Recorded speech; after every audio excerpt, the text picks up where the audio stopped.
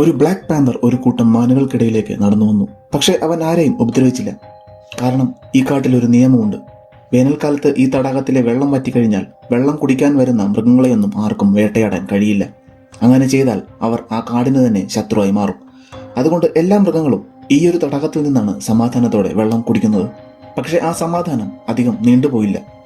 ആ കാട്ടിൽ ക്രൂരനായ ഒരു കടുവയുണ്ടായിരുന്നു. അവൻ അവിടെ വെള്ളം കുടിക്കാനല്ല, മറിച്ച് ഒരു പയ്യനെ ആക്രമിക്കാൻ വന്നതാണ്.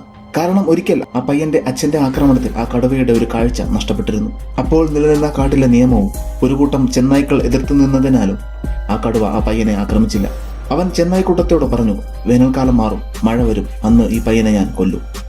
വൈകാതെ മഴക്കാലമെത്തി. കടുവയുടെ വാക്കുകൾ ചെന്നായ്ക്കൂട്ടത്തെ പേടിപ്പെടുത്തി. ചെന്നായ്ക്കൂട്ടത്തിന്റെ കൂടെ വളർന്ന ആ പയ്യൻ അവരുടെ പേടി മനസ്സിലായി. തന്നെ വളർത്തിയവരെ അപകടത്തിലാക്കാൻ അവന് താല്പര്യമുണ്ടായിരുന്നില്ല. അതുകൊണ്ട് അവൻ ആ കാട്ടിൽ നിന്നും പോകാൻ തീരുമാനിച്ചു. അവന്റെ ടീച്ചറായിരുന്ന ബ്ലാക്ക് പാന്തർ പറഞ്ഞു, മനുഷ്യർക്ക് മാത്രമേ ഇവനെ രക്ഷിക്കാൻ സാധിക്കൂ. ആ പയ്യൻ തന്നെ വളർത്തിയ ചെന്നായ്ക്കൂട്ടത്തോട് വിട പറഞ്ഞു. അവൻ മനുഷ്യരുടെ അടുത്തേക്ക് നടന്നു. അവൻ അധികം സഞ്ചരിക്കാൻ സാധിച്ചില്ല. ബ്ലാക്ക് പാന്തർ അപകടം മണത്തു. പെട്ടെന്ന് കടുവ പയ്യന് നേരെ പാഞ്ഞു വന്നു. പയ്യനെ രക്ഷിക്കാൻ ബ്ലാക്ക് പാന്തർ കടുവയുമായി ഏറ്റുമുട്ടി. പക്ഷെ അധികം പിടിച്ചു നിൽക്കാനായില്ല. കടുവ പയ്യന്റെ പുറകെ പാഞ്ഞു. പയ്യൻ ജീവനും കൊണ്ട് ഓടി.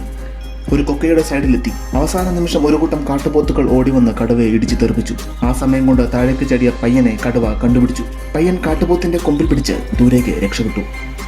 ആ ദേഷ്യത്തിൽ കടുവ ചെന്നായ്ക്കൂട്ടത്തെ ആക്രമിച്ച് അവരുടെ നേതാവിനെ കൊന്ന് കൊക്കയിലെറിഞ്ഞു. അതേസമയം പയ്യൻ ഒരു ഐലൻഡിൽ എത്തിപ്പെട്ടു. അവൻ ആ സ്ഥലം മുൻപ് കണ്ടിട്ടില്ലായിരുന്നു. പെട്ടെന്ന് അവനൊരു പാമ്പിന്റെ പടം പൊഴിഞ്ഞു കിടക്കുന്നത് കണ്ടു.